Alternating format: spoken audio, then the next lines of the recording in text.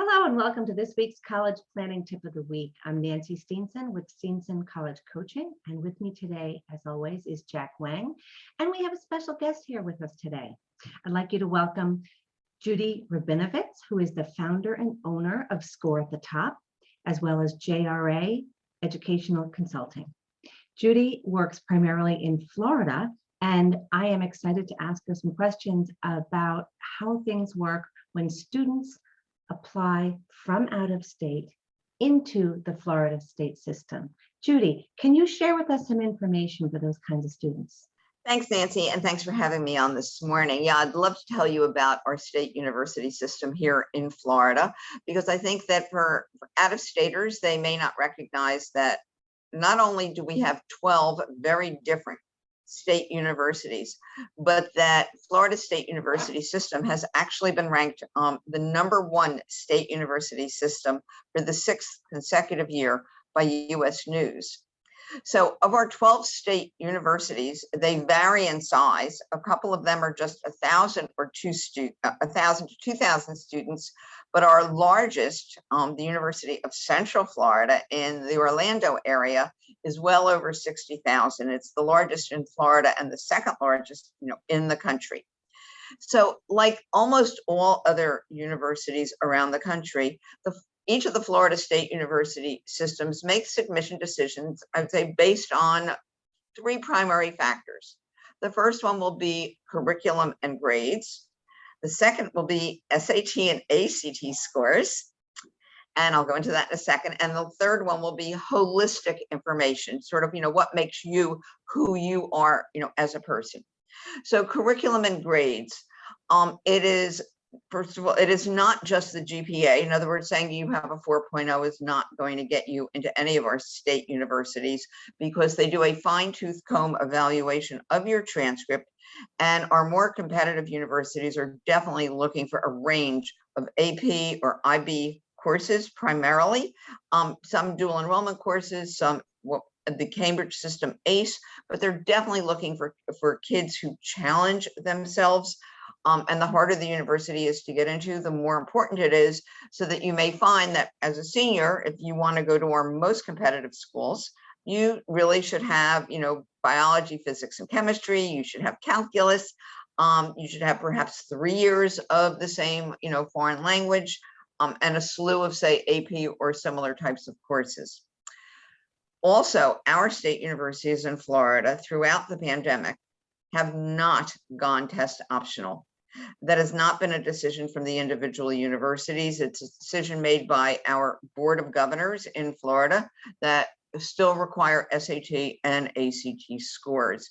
And in fact, there are a lot of private counselors here in Florida, and perhaps about 20 of us have gotten together to share some statistics to really better understand what did it take to get into our 2 flagship state universities, the University of Florida in Gainesville and Florida State in Tallahassee.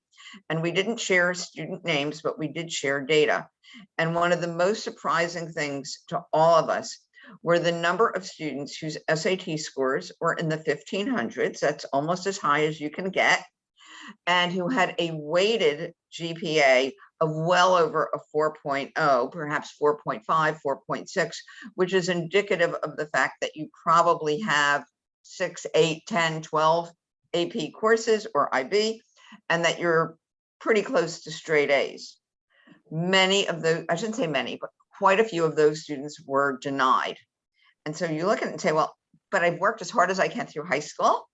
I've taken the SAT, I've done really well. Why did I get denied? And so as we looked further into these students, we saw that some of them had a number of C's or even a D. And yes, you can still have a really high, GPA, depending on how many courses you take. And we also found that some of them had weaker extracurriculars, very little leadership, very little longevity. And some of them didn't write the best essays. So our state universities are incredibly competitive, especially University of Florida and Florida State. And I'll add to that University of Central Florida, which is in Orlando, and University of South Florida in Tampa. And one of the most interesting things that happened this year is through US News, which many people poo-poo, oh, the rankings are not important. And I agree that it doesn't matter whether a school is number 5 or number 25. I like US News and World Report rankings so that I can make comparisons in terms of percent admitted, mid 50% of enrolled students in terms of test scores. Well, University of Florida this year, for the first time, made its long-term goal of being named in the top 5 state universities in our country.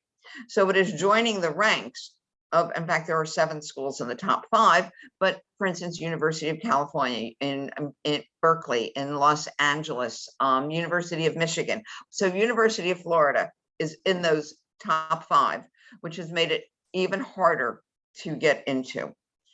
And sort of that snowballing effect that, well, if you can't quite get into University of Florida, may try try Florida State. And by the way, they have different strengths completely, but it's still, there is a slight pecking order, in Florida, and I tend to think of the two of them as pretty equal. But it has driven up the competition at University of Florida and Florida State, and then across our state. And our state is limited to only 10% out-of-state students. So yes, some of our schools requires, pretty close to, straight A's and, SAT or ACT scores that might be in the 80th or 90th percentile, but we also have some that are much less difficult to get into, but still competitive. Kids also need to know that for 11 of our 12 state universities, you actually don't send your transcript when you apply. You fill out online something called the SSAR. It's sort of an academic grid of courses and grades. University of Central Florida added its own version of the SSAR this year, called the Spark. Anyway, I hope that gives you a little bit, of an overview of coming to the Sunshine State and being one of our, on average, 10% out-of-state students. We love you, and we hope you'll apply. Judi, that's great information. Thank you so much for sharing it. And thank you everyone for joining us today on College Planning Tip of the Week. We'll see you next time.